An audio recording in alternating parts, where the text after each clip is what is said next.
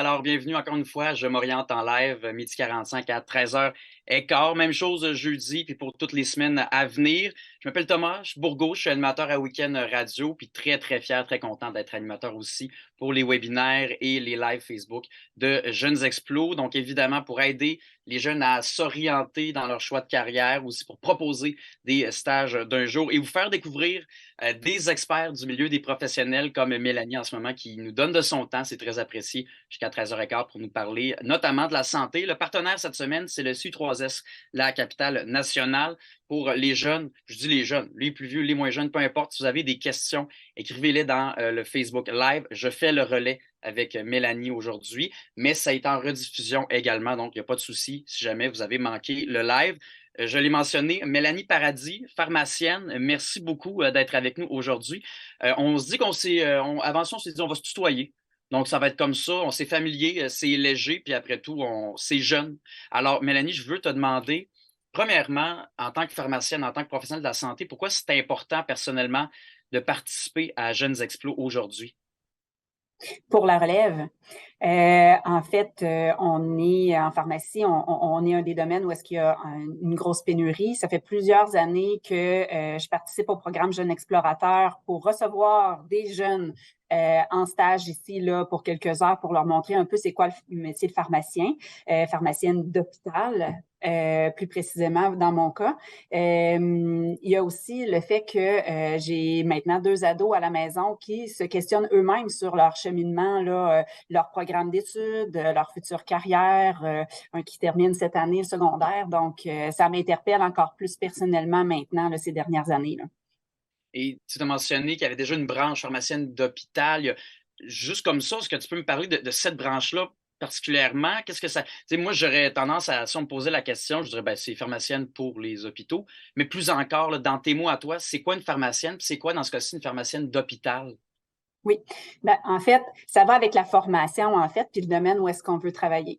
Donc, il y a le PharmD, on peut peut-être rentrer là-dedans tout de suite, le PharmD qui est à l'université, au niveau universitaire, un doctorat de premier cycle qui permet de devenir pharmacien.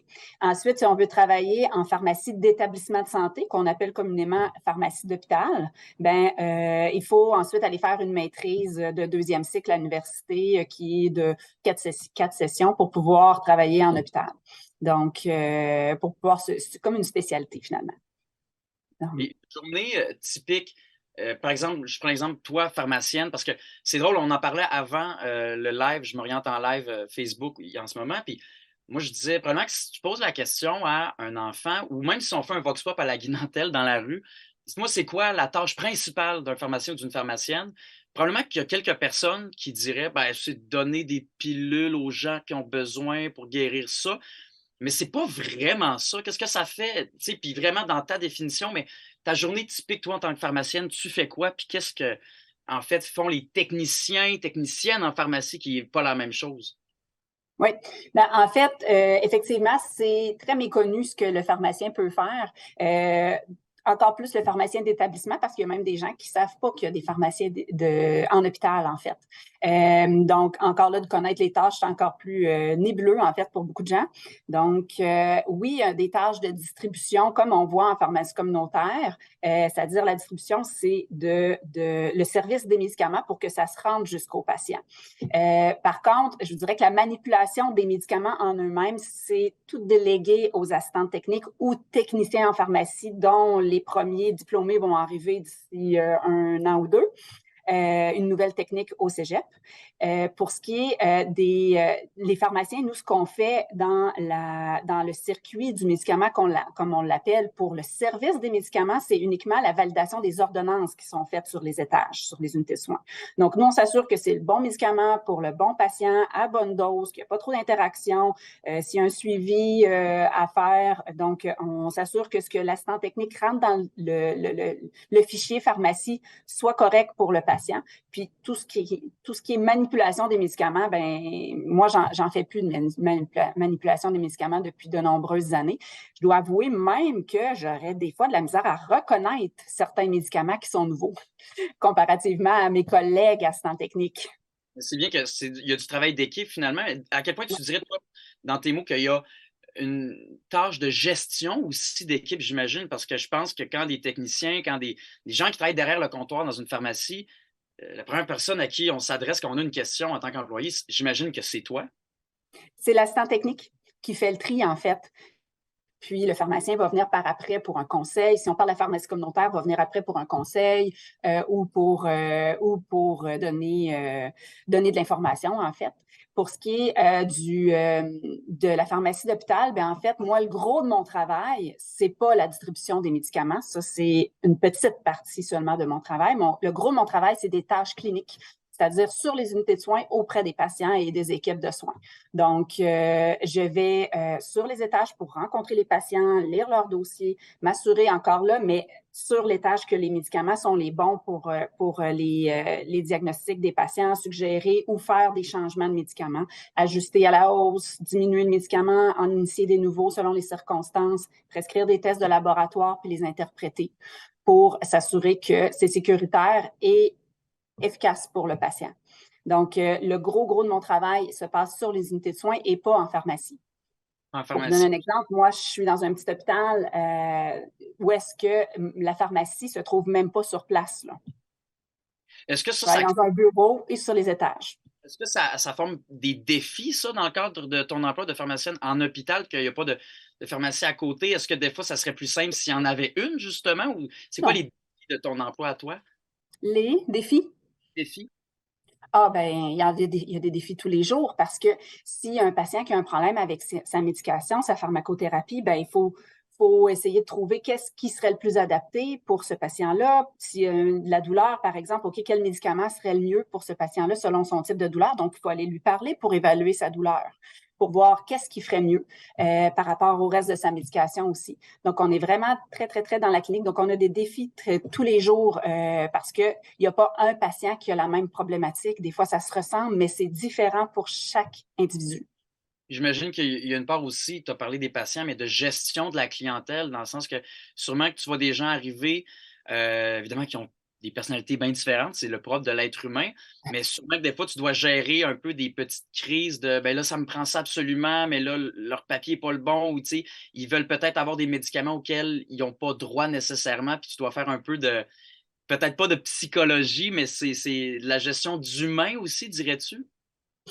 Oui, oui, on le voit. C'est sûr que le pharmacien communautaire va plus voir cet aspect-là des choses en tant que tel parce que il sert directement aux patients, tandis que nous, ça passe par le personnel infirmier, les médicaments qui sont servis directement aux patients. Mais on va le voir sous d'autres facettes, là. Donc, des fois, c'est la personnalité qui va s'exprimer sur l'étage, puis il va causer tout dépend des secteurs, des problèmes de comportement. Par exemple, si on pense à des unités de CHSLD, donc il va falloir gérer effectivement. Puis la personnalité, des fois, va exprimer aussi les comportements d'une façon ou d'une autre, là. Mais, ouais, mais le pharmacien communautaire, oui, va beaucoup avoir à gérer ça au day-to-day, là. Toi, pharmacienne d'hôpital, tu sais, tantôt, tu as mentionné que c'est pas toi qui manipulais les médicaments à Mm. proprement parler. Donc, justement, il y a d'autres personnes qui s'occupent de ça. Mais toi, as-tu, dans le cadre de ton travail, des outils que tu te sers régulièrement ou qui t'aident beaucoup, soit que tu n'as pas le choix de t'en servir ou même que tu te rends compte que, ah ben, j'aime ça, utiliser cet outil-ci, ce mécanisme-là, parce que ça m'aide dans le cadre de mon travail de pharmacienne d'hôpital? Ben, ma réponse va être plate et un peu rétrograde pour certains, mais ça, c'est mon outil numéro un. Donc, un crayon. Le dossier du patient.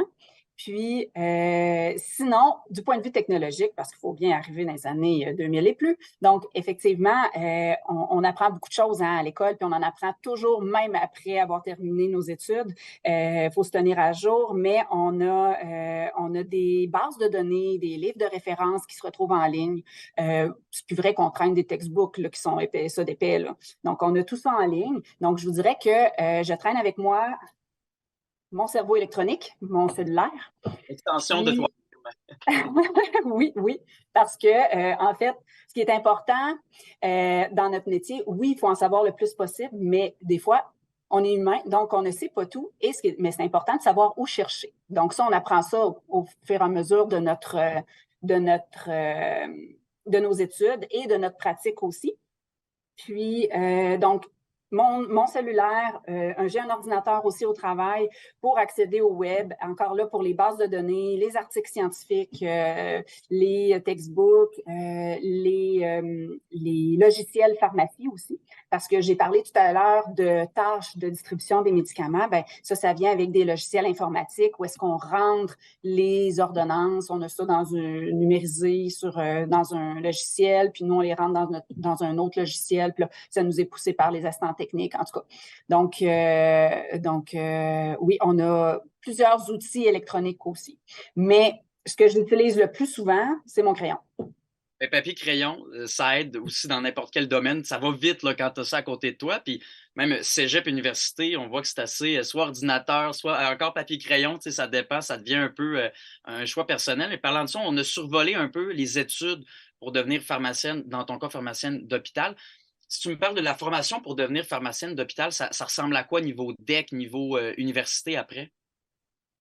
Oui. Donc, après le secondaire, au cégep, c'est un DEC en sciences de la nature, qu'habituellement, si on suit le parcours traditionnel, là, Oui. un DEC en sciences de la nature qui est de 2 ans. Ensuite, à l'université, il y a le PharmD maintenant, qui est un doctorat de premier cycle en pharmacie qui dure 4 ans. Puis, si on veut travailler en établissement de santé, donc en hôpital, il y a une maîtrise en pharmacie d'établissement qui doit être faite et qui dure 4 sessions. C'est 2 ans environ. Et les études en pharmacie, dans ton cas, évidemment, est-ce que c'est assez théorique? Est-ce qu'il y a des volets pratiques ou des stages à la fin? Ça ressemble vraiment à quoi au niveau du Oui. contenu? Donc, oui, il y a de la théorie, mais maintenant, la façon dont, depuis plusieurs années, la façon dont le doctorat est fait, c'est qu'il y a des stages qui sont intégrés tout au long du parcours. Surtout encore plus en troisième, quatrième année. Donc, il y a des blocs de stages en pharmacie communautaire, en hôpital et dans d'autres milieux aussi pour permettre de développer l'expérience aussi des étudiants. Donc, Moi, je me demandais, il y a, oui, il y a des jeunes qui sont même appelés à aller à l'extérieur de la région de l'université où est-ce qu'ils étudient. Là, par exemple, moi, dans mon cas, c'est l'université Laval là, qui dessert notre région. Et il y a des jeunes qui vont aller dans d'autres régions là, pour compléter quelques stages parfois. d'ailleurs, j'en profite juste un petit instant, Mélanie, si tu permets, pour dire les jeunes, si vous avez des questions, il faut les inscrire dans le Facebook Live. Ça va être en rediffusion de toute façon. Peu importe, on va couvrir, évidemment, comme on vient de faire, pas mal de sujets. Fait que si jamais il reste quelques questions, ça peut être étonnant à la fin, mais évidemment, c'est en rediffusion. C'est pas perdu du tout. Niveau parité, je me demande, parce que santé, des fois, je parle à des gens, ils me disent: Ah, mais il y a beaucoup de femmes dans mon programme. Des fois, c'est: Ah, il n'y a pas tant de femmes, des fois, beaucoup d'hommes. Niveau en pharmacie, puis peut-être en pharmacie d'hôpital dans ce cas-ci, la parité homme-femme, ça ressemble à quoi? Ben, j'ai pas des statistiques officielles, mais il y a beaucoup plus de femmes que d'hommes en pharmacie. Oui, Et ça, puis, c'est sûr. il y a pas de mauvaise réponse, c'est vraiment selon toi. Pourquoi c'est comme ça? Est-ce que c'est parce qu'il y a longtemps, c'était plus comme ça, puis là, la culture change, ou c'est juste généralement peut-être que les femmes sont plus attirées naturellement par le domaine pharmaceutique? Ben, je pense que c'est pas uniquement la pharmacie, mais les domaines de la santé en général, on voit beaucoup plus de femmes que d'hommes depuis de nombreuses années. Donc, je pense que ça va peut-être selon les intérêts du genre, je dirais. Peu importe le genre, le sexe, il y a toujours un moment, j'ai Ouais. l'impression, on sait qu'on est fait pour ce métier-là ou qu'on est dans le bon domaine d'études au moins. Des fois, c'est un coup de foudre la première session. Des fois, c'est une fois qu'on fait le pratico-pratique, on est vraiment derrière le comptoir ou à l'hôpital. Toi, Mélanie, à quel moment tu as su dans tes études que tu étais dans le bon domaine? Puis à quel moment dans ton emploi, dans ta job, tu as su que tu étais vraiment au bon endroit? Ben, ça a été assez facile pour moi parce que j'ai pas mal toujours su que je voulais travailler dans le milieu de la santé.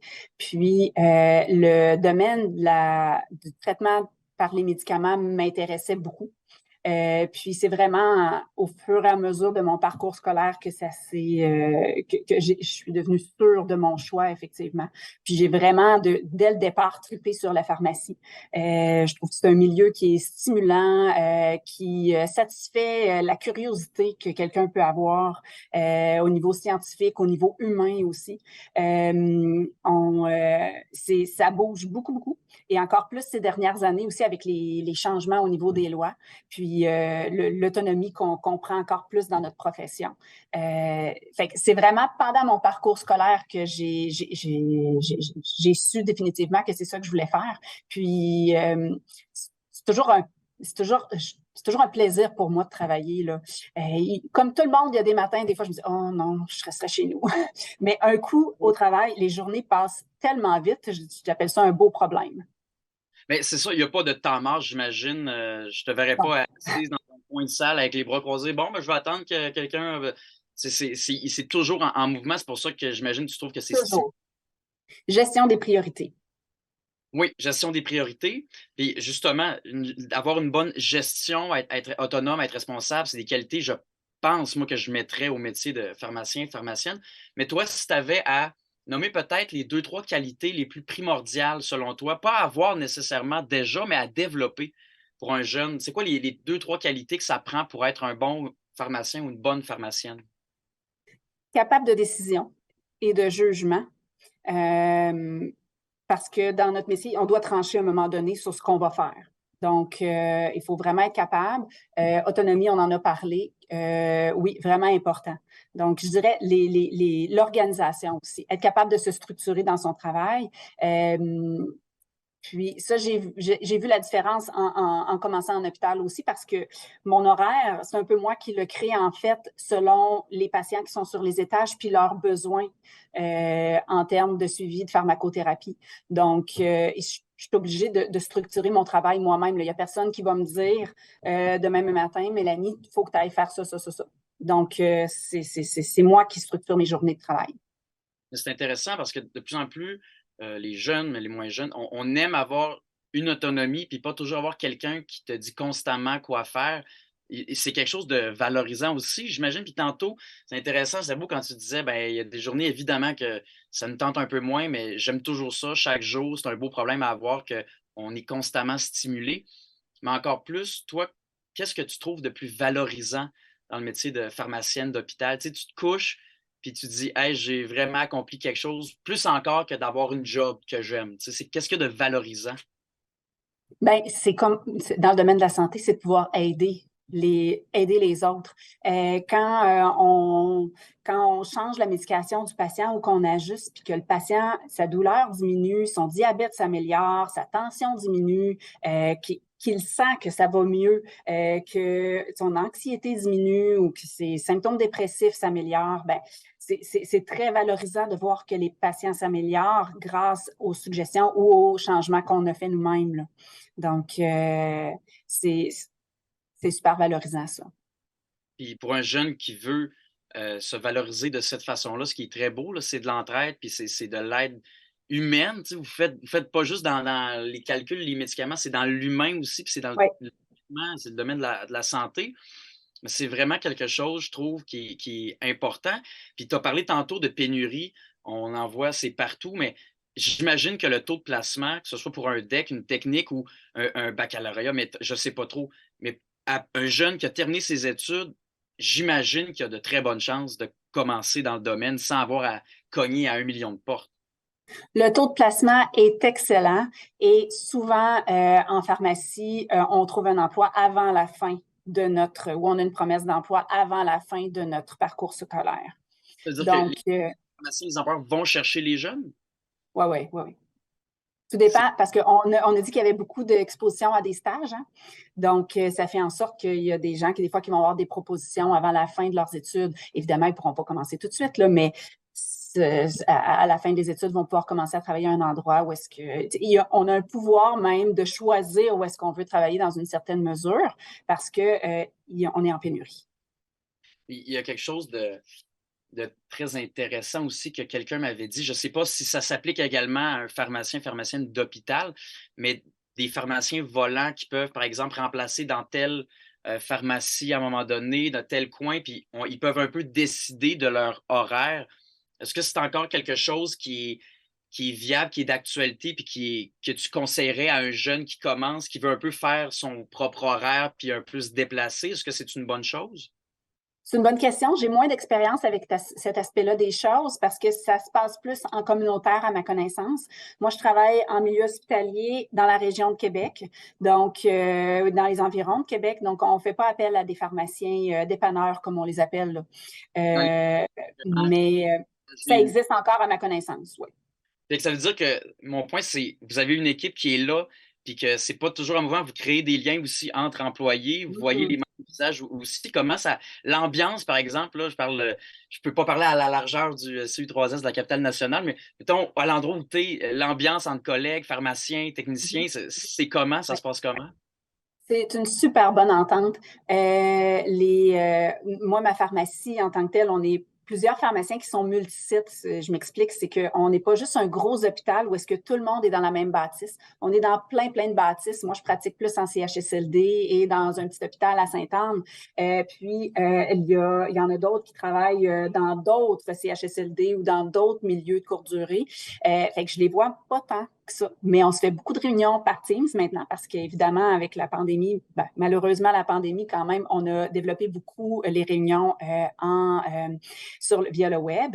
Puis fait que c'est toujours c'est toujours intéressant là, parce qu'on peut partager, on a beaucoup de collaboration. C'est pas un milieu où est-ce que les gens vont travailler en silo. On aime beaucoup travailler avec les autres, réfléchir à la gang sur des cas quand c'est difficile, quand on manque d'idées, par exemple. Fait que aussi pour la gestion du département, ça se fait de façon avec une très bonne collaboration, tout le monde. Puis si je parle de mon équipe plus proximale dans mon milieu de travail clinique, ben pour moi, c'est une grande famille explosée, pas juste en pharmacie, mais avec plein d'autres intervenants, que ce soit les préposés aux bénéficiaires, les infirmières, les auxiliaires, les autres professionnels comme les ergothérapeutes, physiothérapeutes, technologues en physiothérapie, médecins. Du côté CHSLD, ben avec les patients et leurs familles qui font partie de cette grande équipe-là qui nous aide à faire en sorte que les patients aillent bien finalement. Il y a peut-être des jeunes qui nous écoutent, qui nous regardent présentement, qui ont envie de faire partie de cette grande famille-là aussi. Puis je réitère, si vous avez des questions, n'hésitez pas à les écrire dans la boîte de conversation ou en commentaire. Je vais faire le pont avec Mélanie, mais sinon, c'est en rediffusion de toute façon. Mélanie, justement, as-tu des conseils et quels sont tes conseils, en fait, pour un jeune qui veut aller en pharmacie d'hôpital ou dans n'importe quel domaine pharmaceutique, en fait? C'est quoi tes conseils pour les jeunes qui nous regardent présentement? Ben, de ne pas hésiter. Ça peut paraître impressionnant faire autant d'années d'études. Par contre, ça se déroule bien. Faut juste être capable de s'organiser puis être relativement discipliné aussi. Mais c'est un super beau métier qui nous permet d'avoir une belle valorisation, on en a parlé tout à l'heure, mais aussi d'exprimer notre curiosité, notre énergie pour aider les autres. Fait que ça, c'est beau, là, le côté humain. Il faut aimer travailler avec les humains. Évidemment, ça, c'est essentiel. Par contre, il y a certains secteurs où est-ce il y a des gens qui pourraient aller travailler en recherche, qui pourraient aller travailler dans des organismes gouvernementaux. Il y a plein de secteurs, on n'en a pas vraiment parlé, mais plein de secteurs de la pharmacie où est-ce que c'est possible de travailler. Là, on a parlé beaucoup de la pharmacie d'hôpital communautaire, je vous ai parlé du gouvernement. Il y a l'enseignement aussi, on a parlé d'assistants techniques, techniciens, pharmaciens, donc dans les milieux universitaires, secondaires et collégiales, il y a moyen, il y a des pharmaciens qui enseignent là. Il y a plein de domaines où est-ce qu'on peut travailler. Puis, donc, de ne pas hésiter. Une connaissance de base en anglais est importante parce qu'il y a beaucoup d'écrits en anglais en pharmacie. Donc, les textbooks, les articles scientifiques sont la majorité du temps en anglais. Donc, il faut un minimum être capable de lire en anglais et de comprendre. Sinon, on a besoin de relève. Oui, bon, voilà. Tu as parlé évidemment, la base en anglais, tout ça. Moi, j'ai une question qui à brûle pour point, là. Est-ce que c'est vrai que les médecins écrivent si mal que ça? Ça dépend à qui. Ça Si dépend vous à qui. parlez à des enfants, ils vont vous dire que j'écris mal, là, puis à certains collègues. Donc, c'est pas juste l'apanage des médecins.